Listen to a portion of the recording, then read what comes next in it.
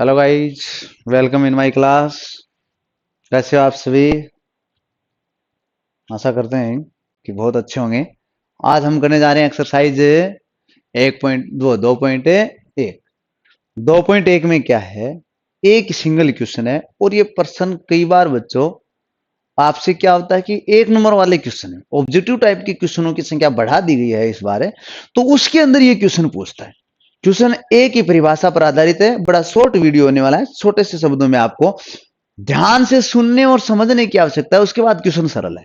देखिए इसमें क्या पूछा है, किसी बहुपद पी एक्स, इन सब शब्दों का अर्थ बताऊंगा आपको। किसी बहुपद पी एक्स के लिए पी एक्स, पी का मतलब तो होता है बच्चों, ये अपनी जो एक्सरसाइज है ना बहुपद, बहुपद का आपको अर्थ तो मैं 2.2 करवाते वक्त बताऊंगा क्या होता है, क्योंकि यहां पर तो इसमें ग्राफ समझा देता हूं और वैसे आपने पढ़ा भी होगा उन क्लासों में कि बहुपद का क्या अर्थ होता है। एक मिनट बच्चों, कोई कॉल आया है, ठीक है। अब देखो, तो बहुपद तो उसमें बताऊंगा आपको, वैसे आपने पढ़ा भी है। अब देखिए बहुपद पी एक्स के लिए पी एक्स क्यों लिखा जाता है, पी एक्स बहुपद लिखने का एक संकेत है। पी का मतलब होता है पोलिनोमियल और एक्स का मतलब है जिसमें काम में ली जाने वाली चर राशि। यानी बहुपद का अर्थ शॉर्ट शब्दों में क्या होता है कि चर और अचर राशियों से मिलकर किसी गणितीय संक्रिया द्वारा बनाए गए पद या जो बनाए गए बीजीय व्यंजक हैं जिसके अंदर कई सारे पद होते हैं, वो क्या कहलाते हैं, बहुपद कहलाते हैं। क्या कहलाता है वो, बहुपद। अगर एक पद होता है तो एक पदीय, दो पद है तो द्विपदीय, इसी प्रकार दो से अधिक पद हैं तो उसको अपन क्या बोलते हैं, बहुपद बोल देते हैं। अब देखिए पी पोलिनोमियल है, एक्स उसका मतलब चल रहा है, यानी एक्स ब्रैकेट में देने का मतलब क्या है, एक्स उसकी चर राशि है।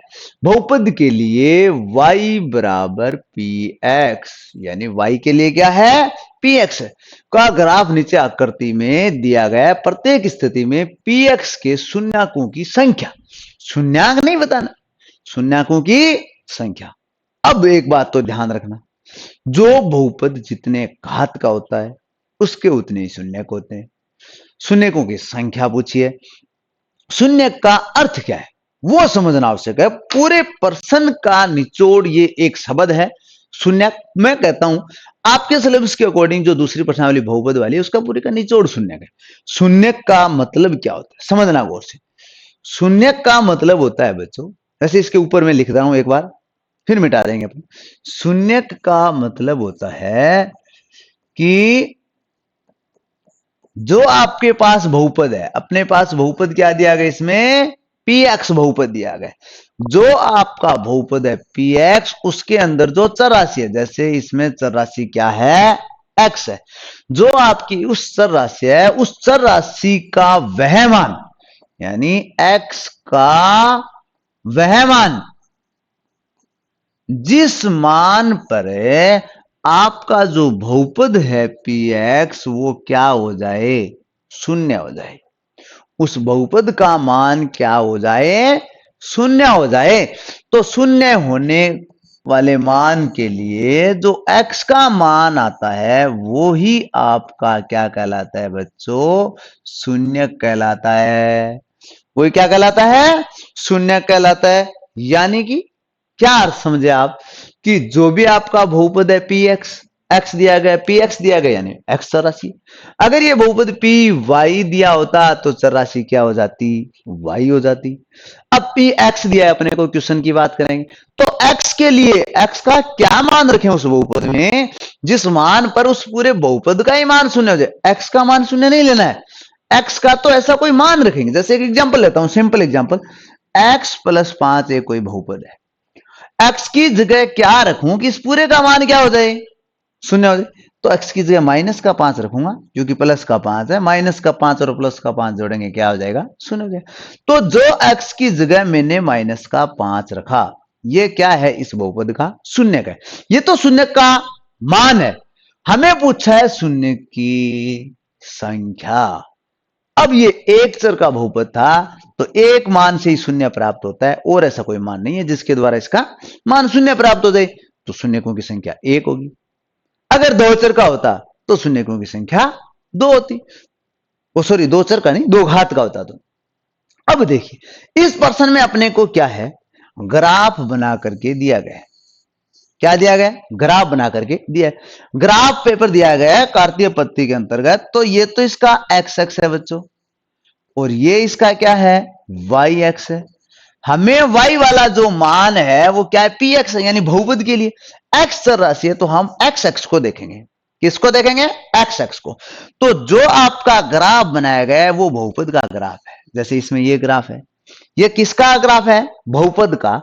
तो ये कहां कहां ग्राफ है, वो x के किन किन मानों पर शून्य हो रहा है, वो तो उसके शून्यकों के मान होते। हमें पूछा है शून्यकों की संख्या, तो ये कितनी बार शून्य हो रहा है, ये ग्राफ समझिए कि एक बार तो यहां देखो x का मान शून्य कहां होता है, जब ये x x जो आपकी संख्या रेखा है इसके ऊपर ही शून्य होता है, यही है। यानी x का मान शून्य होने का मतलब y का मान, पूरे बहुपद का मान, अकेले x का मान मैंने बताया आपको यहां पर कि x का मान शून्य नहीं लेना, पूरे बहुपद का px का मान, यानी px किसके बराबर है, y के बराबर। y कहां कहां शून्य होता है, y देखिए इस x अक्ष से ऊपर चलेंगे y का मान प्लस में आता है, नीचे चलते हैं माइनस में आता है, लेकिन इस x अक्ष के ऊपर जब जब रहता है तब तो वह x अक्ष के ऊपर जब जब रहता है तब तो y क्या रहता है, शून्य। अपने को px है वो किसके बराबर दिया गया, y के बराबर, तो अपने को px को शून्य करना होता है।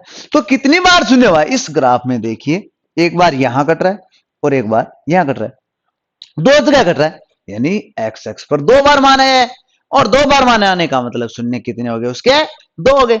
तो बड़ा सिंपल हुआ। अब देखो इसको, क्वेश्चन को समझाता हूं मैं आपको।